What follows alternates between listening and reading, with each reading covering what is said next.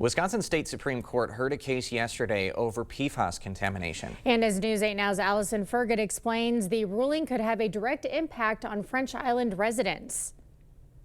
Ken and Emily, that's right. The case comes down to whether the DNR can enforce the cleanup of PFAS contamination. The DNR says if they lose, it could block them from helping French Island residents secure safe drinking water.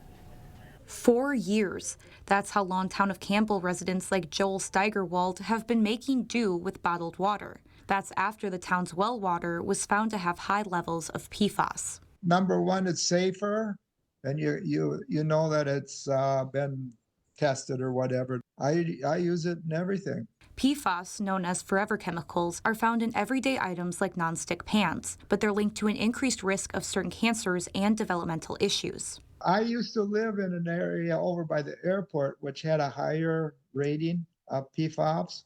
You would hear up and down the street, oh, this guy got cancer, this guy got something, this guy. The DNR has been using the spills law to require polluters to clean up their PFAS contamination. The law also allows the agency to provide emergency water to impacted communities, something Town of Campbell Supervisor Lee Donahue says is crucial. The ability for residents to drink a safe alternative source of water is huge.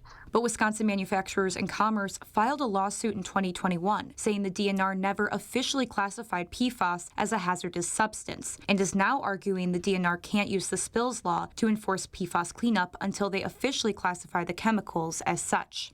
We disagree that PFAS as a category can be called a hazardous substance because the science on 9,000 compounds plus has not developed. 2 lower courts have sided with WMC, and now the state Supreme Court will have the final say. But the DNR says if they lose this case, they won't be able to provide emergency water to communities like French Island. Steigerwald says if that happens, he'll buy his own bottled water. It's well worth the expense, from my opinion. But Donahue says not everyone can afford that and worries they'd be left without a choice. The worst that I could possibly foresee is some people would say, I simply can't afford it, and so I don't have an alternative but to drink water that we know is unsafe. Now, something to keep in mind, this April there will be a state Supreme Court election, so we will likely get a ruling on this case within the next few months. Ken and Emily? All right, Allison, thank you.